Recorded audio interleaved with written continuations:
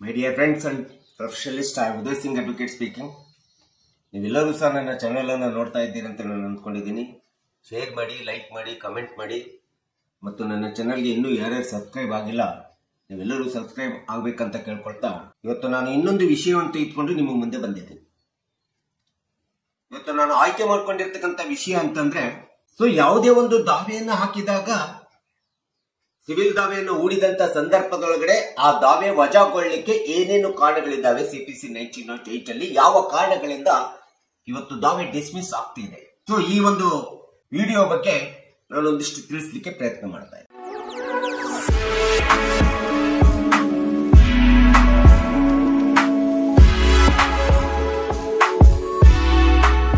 ಸಹಜವಾಗಿ ನ್ಯಾಯಾಲಯದಲ್ಲಿ ಕಕ್ಷಿದಾರರಿರ್ಬೋದು ಅಥವಾ ಸಾರ್ವಜನಿಕರಿರ್ಬೋದು ಹಲವಾರು ವಿಧವಾದಂತಹ ದಾವೆಗಳನ್ನ ಸಮಸ್ಯೆಗಳನ್ನು ಹೊತ್ತುಕೊಂಡು ನ್ಯಾಯಾಲಯದಲ್ಲಿ ದಾವೆಯನ್ನು ಹಾಕ್ತಾರೆ.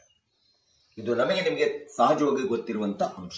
ಅದು ಸೂಟ್ ಫಾರ್ ಪಾರ್ಟಿಷನ್ ಇರ್ಬೋದು, ಸಪರೇಟ್ ಪೊಸೆಷನ್ ಇರ್ಬೋದು, ಶೂಟ್ ಫಾರ್ ಡಿಕ್ಲರೇಷನ್ ಇರ್ಬೋದು, ಅಥವಾ ಇಂಜಂಕ್ಷನ್ ದಾವೆ ಇರ್ಬೋದು, ಪರ್ಮನೆಂಟ್ ಇಂಜಂಕ್ಷನ್ ಇರ್ಬೋದು, ಇನ್ಯಾವುದೇ ಹಲವಾರು ಕೌಟುಂಬಿಕ ನ್ಯಾಯಾಲಯಗಳಲ್ಲೂ ಸಹ ಈ ರೀತಿಯಾದಂತಹ ಹಲವಾರು ವಿಧವಾದಂತಹ ದಾವೆಗಳನ್ನ ನಾವು ನ್ಯಾಯಾಲಯದಲ್ಲಿ ಹೂಡತಕ್ಕಂಥದ್ದು ನಾವು ನೋಡ್ತಾ ಇದ್ದೀವಿ. ಈ ರೀತಿ ಹೂಡಿದಂತ ದಾವೆಗಳು ಯಾಕೆ ಡಿಸ್ಮಿಸ್ ಆಗ್ತದೆ, ಕಾರಣ ಏನು, ದಾವೆ ವಜಾ ಆಗ್ಲಿಕ್ಕೆ ಕಾರಣಗಳೇನು, ಬಹಳಷ್ಟು ಕಾರಣಗಳನ್ನು ನಾವು ನೋಡ್ತೀವಿ. ಮೊಟ್ಟ ಮೊದಲನೇದಾಗಿ ಪ್ರಾರಂಭದಲ್ಲಿ ನ್ಯಾಯಾಲಯದಲ್ಲಿ ಒಂದು ದಾವೆಯನ್ನು ಹೂಡಿದಂತ ಸಂದರ್ಭದಲ್ಲಿ ಮೊಟ್ಟ ಮೊದಲನೇ ಪ್ರಶ್ನೆ ಅರೈಸ್ ಆಗತಕ್ಕಂಥದ್ದಂತಂದ್ರೆ 1963 ಕಾಲಮಿತಿ ಕಾಯ್ದೆ ಒಳಗಡೆ ದಾವೆ ಮೇಂಟೈನ್ ಆಗುತ್ತೋ ಇಲ್ಲೋ ಎಂಬತಕ್ಕಂಥದ್ದು, case is a maintainable or not ಎಂಬತಕ್ಕಂಥದ್ದು ಅತಿ ಪ್ರಮುಖವಾದಂತ ಕಾರಣ ಆಗ್ತದೆ ದಾವೆ ಡಿಸ್ಮಿಸ್ ಆಗಲಿಕ್ಕೆ.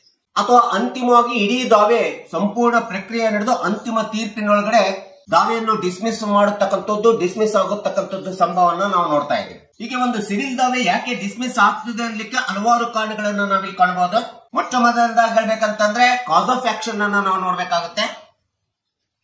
ನಾವು ಯಾವುದೇ ದಾವೆಯನ್ನು ಹಾಕಿದಂತ ಸಂದರ್ಭದಲ್ಲಿ ಅಲ್ಲಿ ಸ್ಪಷ್ಟವಾಗಿರ್ತಕ್ಕಂಥ ಸ್ಪೆಸಿಫಿಕ್ ಆಗಿರ್ತಕ್ಕಂಥ ಕಾಸ್ ಆಫ್ ಆಕ್ಷನ್ ತೋರಿಸಬೇಕಾಗುತ್ತೆ. ಯಾವ ಕಾರಣಕ್ಕಾಗಿ ದಾವೆ ಹಾಕಿದೀವಿ, ದಾವೆ ಹಾಕಿರ್ತಕ್ಕಂಥ ಕಾರಣವನ್ನ ನಮ್ಮ ಪ್ಲೇಂಟ್ ಅಥವಾ ಪ್ಲೀಡಿಂಗ್ಸ್ ಒಳಗಡೆ ಸ್ಪಷ್ಟವಾಗಿ ತೋರಿಸದೇ ಇದ್ದಂತ ಸಂದರ್ಭದಲ್ಲಿ ಕಾಸ್ ಆಫ್ ಅನ್ನ ಸರಿಯಾಗಿ ತೋರಿಸಿಲ್ಲ ಅಂದ ಸಂದರ್ಭದಲ್ಲೂ ಸಹ ದಾವೆ ಡಿಸ್ಮಿಸ್ ಆಗ್ತದೆ. ಇನ್ನು ಕೆಲವೊಮ್ಮೆ ನಾವೇನ್ ಮಾಡ್ತೀವಿ ಅಂತಂದ್ರೆ ದಾವೆಯನ್ನು ಹೂಡುವಂತ ಸಂದರ್ಭದಲ್ಲಿ ವಾದಿ ಮತ್ತು ಪ್ರತಿವಾದಿಗಳನ್ನ ಪಕ್ಷಕಾರರನ್ನಾಗಿ ಮಾಡುವಂತ ಸಂದರ್ಭದಲ್ಲಿ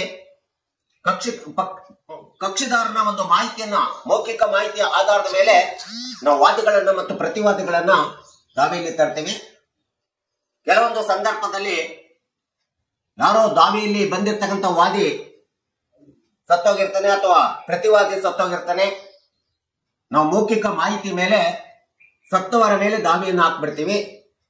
ದಾವೆಯನ್ನ ಹೂಡಿದಂತ ಸಂದರ್ಭದಲ್ಲಿ the case is not maintainable ಅಂತ ಹೇಳ್ಬಿಟ್ಟು ಕೇಸ್ ಡಿಸ್ಮಿಸ್ ಆಗುವಂತ ಚಾನ್ಸಸ್ ಇರ್ತದೆ. ಮತ್ತು ಈ ರೀತಿಯ CPC 1998 ಆರ್ಡರ್ 1 ರೂಲ್ 2 ಕೆಳಗಡೆ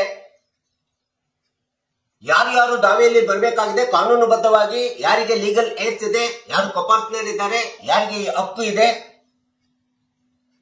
ಯಾರು ನೆಸೆಸರಿ ಪಾರ್ಟೀಸ್ ಇದ್ದಾರೆ, ನಾನ್ ಜೆಂಡರ್ ಅಥವಾ ಮಿಸ್ ಜೆಂಡರ್ ಅಂತೇಳಿ ಏನಿರ್ತದಲ್ಲ ಇದನ್ನ ಸ್ಪಷ್ಟವಾಗಿ ನೋಡ್ಬಿಟ್ಟು ದಾವೆಯನ್ನು ಹೂಡಬೇಕಾಗುತ್ತೆ.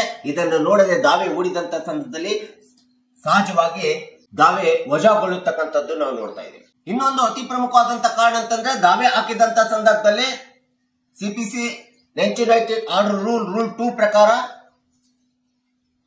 ನಾವು ಪ್ರತಿವಾದಿ ವಿರುದ್ಧ ಏನು ದಾವೆಯನ್ನು ಹಾಕ್ತೀವಿ, ದಾವೆ ಹಾಕಿದಂತ ವಾದಿ ಏನಿದಾನಲ್ಲ ಆ ಆಸ್ತಿ ಅಂತೇನಿದೆ, property, immovable property in the suit schedule property in the suit ಅಂತೇಳಿ ಏನ್ ಹೇಳ್ತೀವಲ್ಲ ಆ ಶೂಟ್ ಶೆಡ್ಯೂಲ್ ಪ್ರಾಪರ್ಟಿಯನ್ನ ದಾವೆಗೆ ಬೇಕಾಗಿರ್ತಕ್ಕಂಥ ದಾಖಲಾತಿಗಳ ಮೂಲಕ ಎಲ್ಲ ಶೂಟ್ ಶೆಡ್ಯೂಲ್ ಪ್ರಾಪರ್ಟಿಯನ್ನ ನಾವು ಪಾರ್ಟಿಷನ್ ಶೂಟ್ ಆಗ್ದಾಗ ತರಬೇಕಾಗುತ್ತೆ. ಅಥವಾ ಇನ್ಯಾವುದೇ ಶೂಟ್ ಹಾಕಿದಾಗ ಎಲ್ಲ ಪ್ರಾಪರ್ಟಿಯನ್ನ ನಾವು ತರಬೇಕಾಗುತ್ತೆ.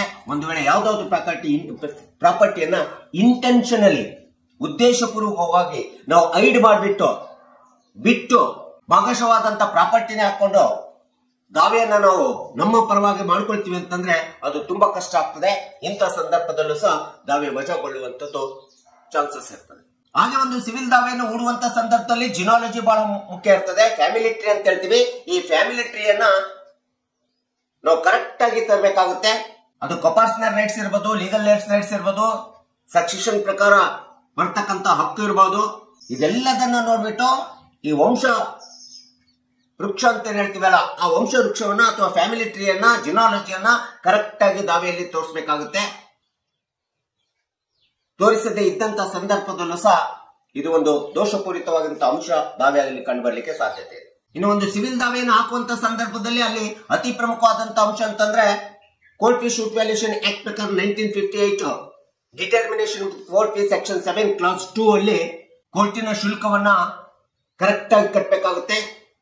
ಒಂದು ವೇಳೆ ಇನ್ಸಫಿಷಿಯಂಟ್ ಕೋರ್ಟ್ ಫೀ ಅಥವಾ ಡೆಫಿಸಿಟ್ ಕೋರ್ಟ್ ಫೀ ಅನ್ನು ಕಟ್ಟಿಬಿಟ್ಟು ದಾವೆ ಹೂಡಿದಂತ ಸಂದರ್ಭದಲ್ಲಿ ಡೆಫಿಸಿಟ್ ಕೋರ್ಟ್ ಫೀ ಕಟ್ಟಲಿಕ್ಕೆ ಮಾನ್ಯ ನ್ಯಾಯಾಲಯ ನೀವು ಕೇಳ್ಕೊಂಡಾಗ ಅವಕಾಶವನ್ನು ಕೊಡ್ತದೆ. ಆ ಅವಕಾಶ ಕೊಟ್ಟಂತ ಕಾಲಾವಧಿ ಒಳಗಡೆ ಕಟ್ಟಲಿಲ್ಲ ಅಂದ್ರೆ ಸ್ಪಷ್ಟವಾಗಿ ದಾವೆ ಡಿಸ್ಮಿಸ್ ಆಗ್ತದೆ. ಇದು ಅತಿ ಪ್ರಮುಖವಾದಂತ ಅಂಶ ಆಗಿದೆ. ಇನ್ನೊಂದು ಪ್ರಮುಖವಾದಂತ ಅಂಶ ದಾವೆ ವಜಾಗೊಳ್ಳಿಕ್ಕೆ ಜೂರಿಸ್ಡಿಕ್ಷನ್ ಆಫ್ ದ ಕೋರ್ಟ್ ಅಂತ ಹೇಳ್ತೀವಿ. ನ್ಯಾಯಾಲಯದ ಕಾರ್ಯವ್ಯಾಪ್ತಿ ಅಂದ್ರೆ ಯಾವುದೇ ಒಂದು ದಾವೆಯನ್ನು ಹಾಕಬೇಕಾದ್ರೆ ಆ ದಾವೆ ಯಾವ ನ್ಯಾಯಾಲಯದ ವ್ಯಾಪ್ತಿಯಲ್ಲಿ ಬರ್ತದೆ, ಯಾವ ನ್ಯಾಯಾಲಯದ ಭೂಪ್ರದೇಶದ ವ್ಯಾಪ್ತಿಯಲ್ಲಿ ಬರ್ತದೆ, ಟೆರಿಟೋರಿಯಲ್ ಜೂರಿಸ್ಡಿಕ್ಷನ್ ಅಂತ ಹೇಳ್ತೀವಿ. ಮತ್ತು ಆ ನ್ಯಾಯಾಲಯದಲ್ಲಿ ದಾವೆ ಹಾಕ್ಲಿಕ್ಕೆ ಆ ನ್ಯಾಯಾಲಯದಲ್ಲಿ ಹೋಗುವಂತ ಸಂದರ್ಭದಲ್ಲಿ ಪ್ರಾಪರ್ಟಿಯ ವ್ಯಾಲ್ಯೂಯೇಷನ್ ಏನಿದೆ, ಮನಿ ವ್ಯಾಲ್ಯೂಯೇಷನ್ ಏನಿದೆ, ಪ್ರಾಪರ್ಟಿ ವ್ಯಾಲ್ಯೂಯೇಷನ್ ಏನಿದೆ, ಜೂರಿಸ್ಡಿಕ್ಷನ್ ಆಫ್ ದ ಕೋರ್ಟ್ ಮತ್ತು ಪ್ರಾಪರ್ಟಿ ವ್ಯಾಲ್ಯೂಯೇಷನ್ ಇವೆರಡನ್ನ ಕನ್ಸಿಡರೇಷನ್ ಮಾಡಿ ನಂತರದಲ್ಲಿ ಈ ದಾವೆ ಯಾವ ನ್ಯಾಯಾಲಯದ ಅಧಿಕಾರದ ಕಾರ್ಯವ್ಯಾಪ್ತಿಯಲ್ಲಿ ಬರ್ತದೆ ಎಂಬತಕ್ಕಂಥದ್ದನ್ನ ನಿರ್ಣಯಿಸಬೇಕಾಗುತ್ತೆ. ನಾವು ನಿರ್ಣಯಿಸಿಕೊಂಡು ನಿರ್ಧರಿಸಿಕೊಂಡು ದಾವೆಯನ್ನು ಹಾಕಬೇಕಾಗುತ್ತೆ. ಒಂದು ವೇಳೆ ಜೂರಿಸ್ಡಿಕ್ಷನ್ ಆಫ್ ದ ಕೋರ್ಟ್ ಉಲ್ಲಂಘನೆ ಆಯ್ತು ಅಂತಂದ್ರೆ ಸೀನಿಯರ್ ಡಿವಿಷನ್ ನಲ್ಲಿ ಹಾಕ್ಬೇಕಾಗಿರ್ತಕ್ಕಂತ ದಾವೆ ನಾವೆಲ್ಲಾದ್ರೂ ಇನ್ನೊಂದು ಕೆಳಗಿನ ಕೋರ್ಟ್ ನಲ್ಲಿ ಹಾಕಿದ್ವಿ ಅಂದಾಗ ಆಗ ಸಹಜವಾಗಿ ಕ್ಲೈಂಟ್ ರಿಟರ್ನ್ ಆಗ್ಬೋದು ಅಥವಾ ದಾವೆಯನ್ನ ಡಿಸ್ಮಿಸ್ ಅಂತೇಳಿ ಡಿಸ್ಮಿಸ್ ಮಾಡುವಂತ ಚಾನ್ಸಸ್ ಸಹ ನಾವು ನೋಡ್ತಾ ಇದ್ದೀವಿ. ಇನ್ನು ಕೆಲವೊಂದು ಸಂದರ್ಭದಲ್ಲಿ ಕಕ್ಷಿದಾರರು ದಾವೆಯನ್ನು ಹಾಕ್ತಾರೆ, ವಕೀಲರಿಗೆ ದಾವೆಯನ್ನು ಕೊಡ್ತಾರೆ, ವಕೀಲರು ದಾವೆಯನ್ನು ನೋಡ್ತಾರೆ. ದಾವೆಗೆ ಬೇಕಾದಂತ ಸಮಯಕ್ಕೆ ಬೇಕಾದಂತ ಸಂದರ್ಭದಲ್ಲಿ ಎಲ್ಲಾ ದಾಖಲಾತಿಗಳನ್ನ ಕೊಡದೇ ಇರತಕ್ಕಂತ ಸಂದರ್ಭದಲ್ಲಿ ಸಮಯಕ್ಕೆ ಸರಿಯಾಗಿ ವಕೀಲರಿಗೆ ದಾಖಲೆಗಳನ್ನ ಮುಟ್ಟಿಸದೆ ಇರುವಂತಹ ಸಂದರ್ಭದಲ್ಲೂ ಸಹ ದಾಖಲೆ ಇಲ್ಲ ಅಂತ ಹೇಳ್ಬಿಟ್ಟು ಕೇಸ್ ಡಿಸ್ಮಿಸ್ ಆಗ್ತದೆ. ಸೊ ಇನ್ನು ಕೆಲವೊಂದು ಸಂದರ್ಭಗಳನ್ನ ನಾವು ನೋಡ್ತಾ ಇದ್ರೆ ವಕೀಲರಿಂದಲೂ ಸಹ ಕೆಲವೊಂದು ಸಂದರ್ಭದಲ್ಲಿ ನಮ್ಮಿಂದಲೂ ಸಹ ದಾವೆ ಡಿಸ್ಮಿಸ್ ಆಗುವಂತ ಚಾನ್ಸಸ್ ಇರ್ತದೆ.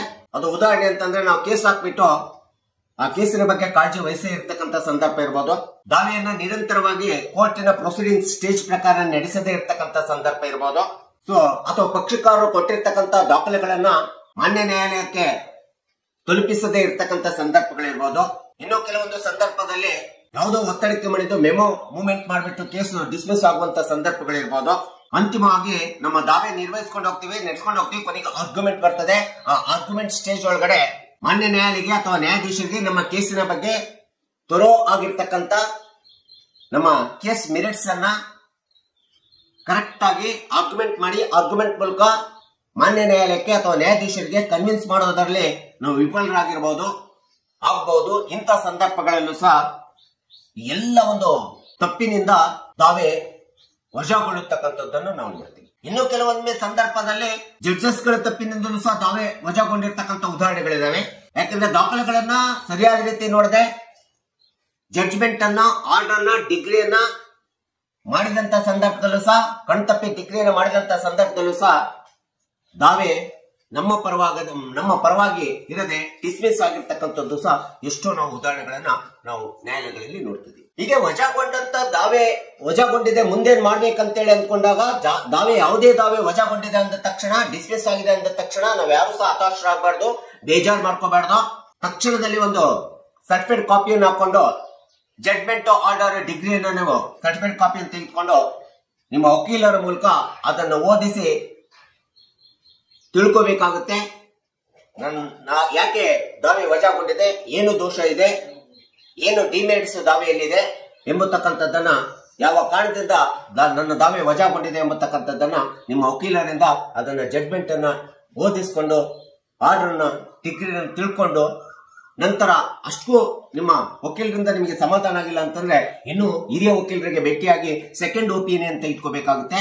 ಆ ಜಡ್ಜ್ಮೆಂಟ್ ಆರ್ಡರ್ ಡಿಗ್ರಿಯನ್ನ ಓದಿಸಿ ತಿಳ್ಕೊಂಡು ಸೆಕೆಂಡ್ ಒಪಿನಿಯನ್ ತೆಗೆದುಕೊಂಡು ನಂತರದಲ್ಲಿ ಮತ್ತೆ CPC 1998 ಆರ್ಡರ್ 41 ರೂಲ್ 1 and 2 ಪ್ರಕಾರ ನೀವು ಅಪೀಲ್ ಹೋಗಬಹುದು, ಮೇಲ್ಮನವಿ ಹೋಗಬಹುದು, ಮತ್ತೆ ನಿಮ್ಮ ದಾವೆಯನ್ನ ಮರುಸ್ಥಾಪನೆ ಮಾಡುವಂತ ಒಂದು ಅವಕಾಶವಿದೆ.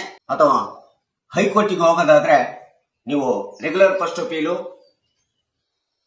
Regular second ಅಪೀಲು, miscellaneous first appeal, ಈ ರೀತಿಯಾದಂತ ಒಂದು RFA, RSA, MFA ಅಥವಾ ಕೆಳಗೆ ಡಿಸ್ಟ್ರಿಕ್ಟ್ ಹಂತದಲ್ಲಿ ನೀವು ಹೋಗೋದಾದ್ರೆ ಆರ್ಡರ್ 41 ರೂಲ್ 1 and 2 ಅಡಿ ಒಳಗಡೆ ಅಪೀಲ್ ಅನ್ನು ಸಲ್ಲಿಸಿ ಮತ್ತೆ ನಿಮ್ಮ ಡಿಸ್ಮಿಸ್ ಆದ ದಾವೆಯನ್ನ ಮರುಸ್ಥಾಪನೆ ಮಾಡಲಿಕ್ಕೆ ಅವಕಾಶವಿದೆ.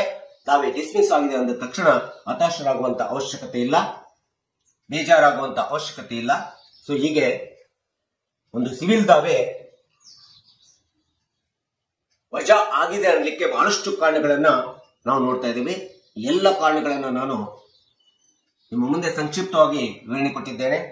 ದಯವಿಟ್ಟು ನನ್ನ ವಿಡಿಯೋ ಇಷ್ಟ ಆಗಿದ್ರೆ ಶೇರ್ ಮಾಡಿ, ಲೈಕ್ ಮಾಡಿ, ಕಮೆಂಟ್ ಮಾಡಿ. ಮತ್ತು ನನ್ನ ಚಾನೆಲ್ಗೆ ಇನ್ನೂ ಯಾರ್ಯಾರು ಸಬ್ಸ್ಕ್ರೈಬ್ ಆಗಿಲ್ಲ ನೀವೆಲ್ಲರೂ ಸಬ್ಸ್ಕ್ರೈಬ್ ಆಗ್ಬೇಕಂತ ಕೇಳ್ಕೊಳ್ತಾ ಇವತ್ತಿನ ವಿಷಯಕ್ಕೆ ವಿರಾಮ ಹೇಳ್ತೀನಿ. ಇನ್ನೊಂದು ವಿಷಯ ತೆಗೆದುಕೊಂಡು ನಿಮ್ಮ ಮುಂದೆ ಬರ್ತೀನಿ. ಜೈ ಹಿಂದ್, ಜೈ ಕರ್ನಾಟಕ.